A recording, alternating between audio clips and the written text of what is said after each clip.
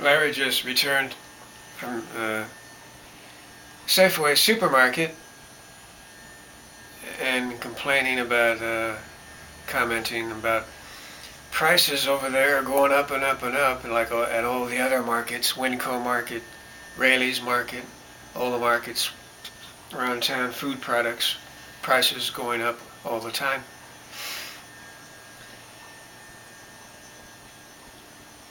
Well, there's all of these people that live here in this town are probably like me in this welfare town.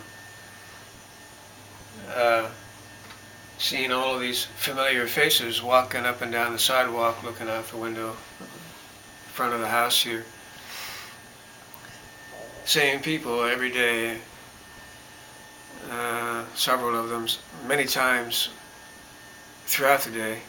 The same people back and forth up and down the sidewalk with they go down to that Circle K Corral convenience 7-Eleven style market down at the corner of the street with their huge cups of sodas in hand and bags of chips. They're like me in that they don't follow any of the price changes that are going on.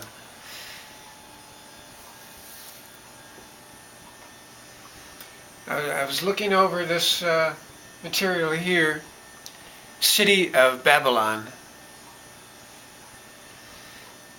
from chapter 24 of Beelzebub's Tales.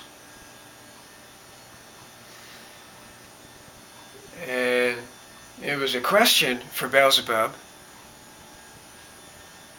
that had interested him.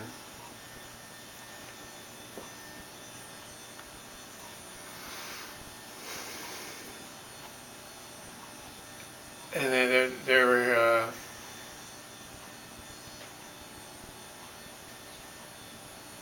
in the process of seeking an answer to this question, observing manifestations of those learned beings of the once great city of Babylon, observing them and their individualities. The question he is talking about is this reciprocal destruction of us three-brained human beings here on planet Earth, the periodic need to destroy the existence of other people, other beings. Why is that? Why is that? Why is there this need to destroy people?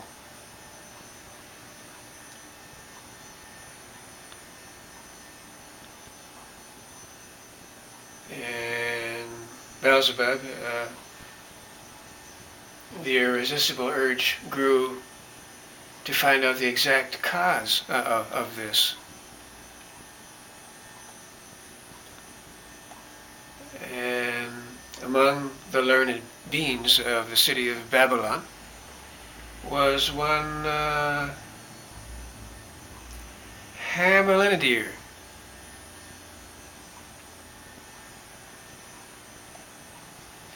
And upon meeting with Hamolinadir, the same relations were established as in general prevail between three-brained beings who often meet one another. Well, that's the same as saying one Zen master meets with another Zen master. Total strangers that never met each other before in their entire lives. Zen master meets with another Zen master, and immediately it's, well, good to see you, you old bastard, old friend. That's the feeling. They know each other, even though they haven't ever met each other. That's what he's saying here.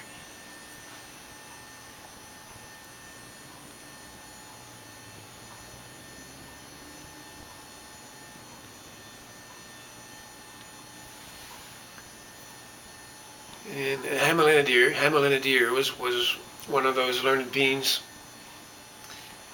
in whose common presence the factors for the impulses of a three-brained being, which had passed to him by heredity, were not entirely atrophied, speaking in terms of essence.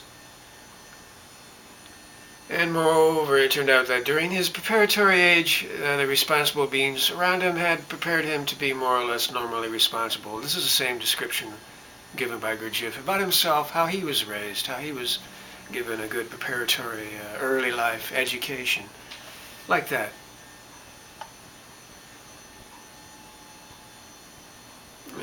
Which is to say that Gurdjieff became something of a Hamolinadir himself. And in the city of Babylon, there were many such learned beings there. Hamolinadir was descended from a race of beings called Assyrian. And his rising and preparation for becoming a responsible being had taken place in that very city of Babylon. His knowledge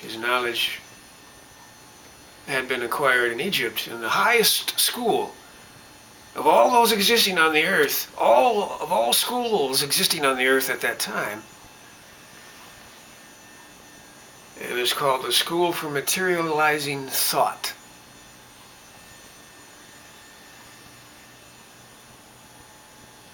And Hamolinadir is at an age when his I am,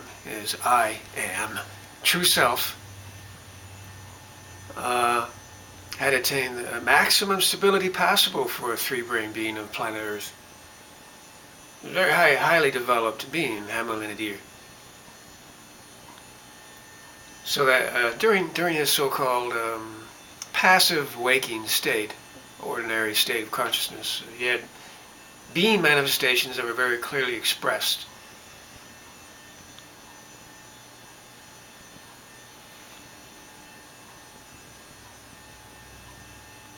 Such as a consciousness of self, impartiality, which of course means to be aware of associations. All associations, of course, are connected with moving center, moving function. Impartiality is a constant awareness of those associations. And to be separate, that is to say, in a state of non-identification, in that seat of I, true I am, always knowing the associations are going on. Of course, there are also those qualities of sincerity, sensitivity, resourcefulness, and so on, which goes with being real I. When you are not identified and busy doing, mechanically doing things along the usual worldly lines, cause and effect lines.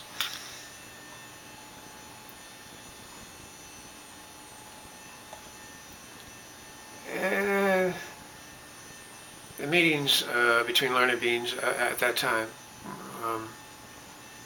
question of the day, and was a cause of agitation of minds throughout Babylon, was the question of the soul.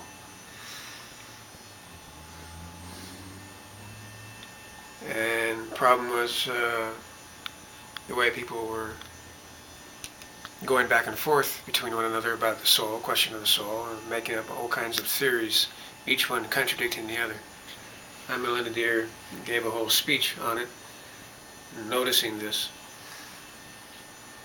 And this tendency to, well, so much for that now, let's move on to politics. It's like the world of today, and that's when all that began, and all of this constant outward attention on politics and world events, and no attention given to the inner life, the life of I am.